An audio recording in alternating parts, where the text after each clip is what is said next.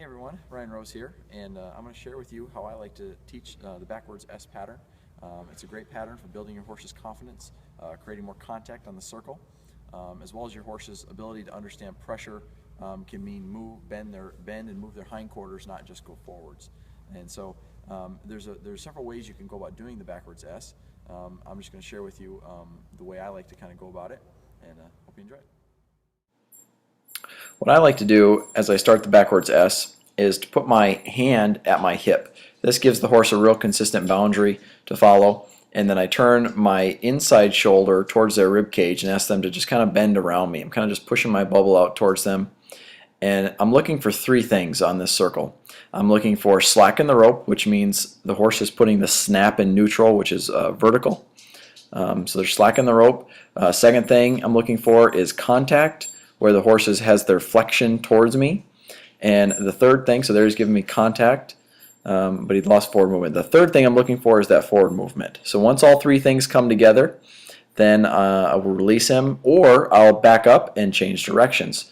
So to start the backwards S, you're not on an S at all, you're actually on a circle, kind of doing just a driving game, and then as the horse gets to where they understand the circle, then it can turn into the backwards S. This is how I kind of like to just set the horse up for it.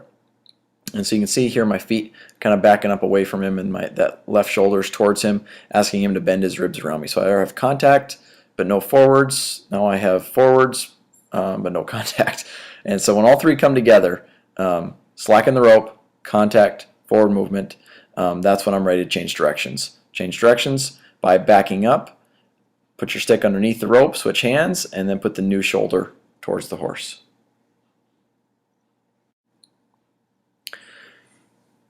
And so once I feel like all three things come together and the horse really gives me a good effort, like here the horse is trotting around, he's got good contact towards me, I'll go ahead and bring them in off that circle and have them come to me. There's a few common mistakes that people make, and that's what I'm going to show in this clip. One is that we have too much slack in the rope, and then we can't be effective with our carrot stick. So you want the rope to be approximately the same length as your carrot stick, and build distance as the horse gets better. The next mistake is people go too much towards the horse. So there I change directions and I step towards him as I change directions. You don't want to do that. You want this to be all about backing up away from the horse, building their confidence. So this works really good for unconfident horses to create more draw and more contact towards you on the circle. So you don't want to be walking towards them. You want to be backing away from the horse, building their confidence. So once you have those first three things working well on a circle, go ahead and try the proper backwards S, which is the human walking backwards in a straight line, the horse changing directions in front of them.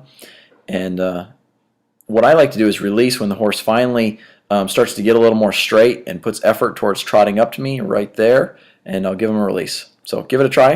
Hope you guys have fun, and good luck.